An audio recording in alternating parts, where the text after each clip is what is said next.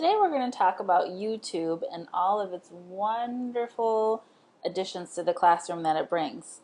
We live in an age of digital citizenship, and our students are used to being engaged all the time with technology. YouTube is a wonderful resource that contains many videos that can inspire and engage and just really bring learning to life.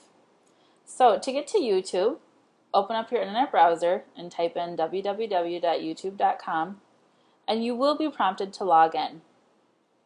Since our school district does have Gmail accounts, you won't really need to create anything new.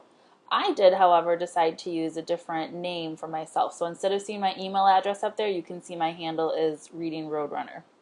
So after I've logged in, it is going to show me just some kind of general videos that I could watch. Off to the side, it's going to give me some recommendations. Now, people have different YouTube channels. You have a YouTube channel, and you can create content as well as just watch it. So off to the side, recommended channels, these are some companies that have created content. So I'm going to subscribe to the New York Times so I can be updated on news. I'm going to subscribe to YouTube Teachers. I'm going to subscribe to YouTube for Schools. I'm going to subscribe to Google just so I can kind of keep updated on some of the new things that are happening. So as you can see, every time I do select something to subscribe to, it's going to give me some more things that I could subscribe to. Now off to the side on the left, you can see it says, here's my username. I can save stuff I can watch for later.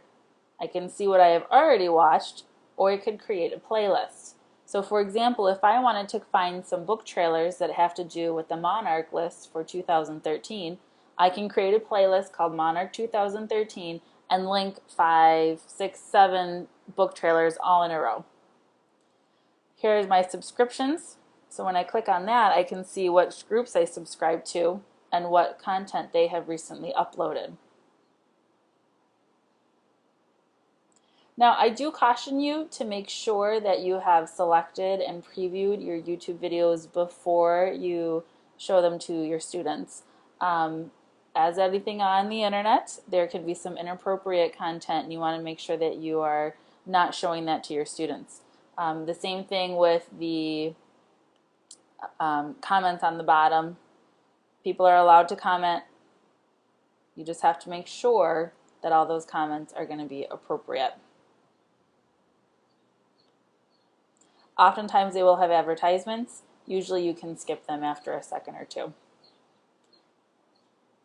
So down at the bottom, you can see I have my tools to control the video. This little circle is going to tell us where we are in the video.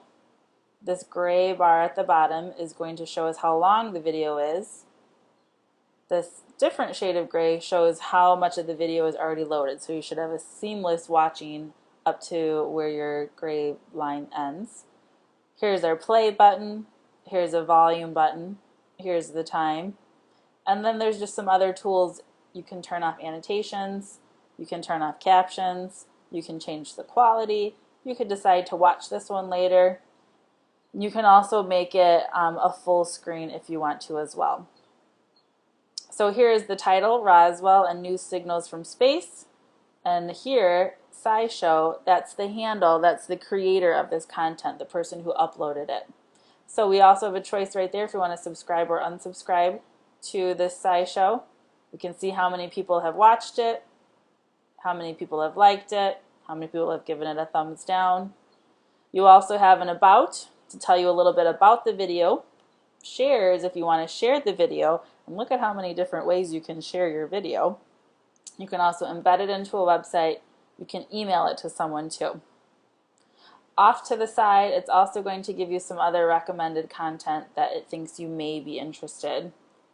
YouTube is a huge, huge website full of interesting and wonderful content that can really enrich your lessons and provide wonderful learning opportunities for your kids to really inspire them and engage them in your lessons. So I hope that you are able to take some time because once you start on YouTube, you really can spend a lot of time on YouTube. Just make sure that once you find a really good one, you save it into your playlist so that you can always take a look at it later on. But it really is a wonderful program. Enjoy YouTube.